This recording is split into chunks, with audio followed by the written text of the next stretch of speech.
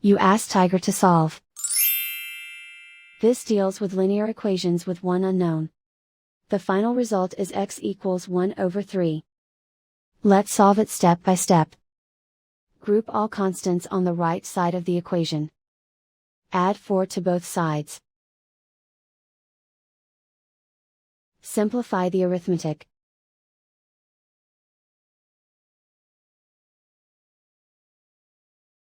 Isolate the x. Divide both sides by 12. Simplify the fraction.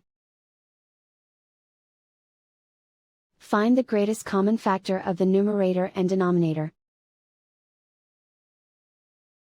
Factor out and cancel the greatest common factor. And so the final result is x equals 1/3.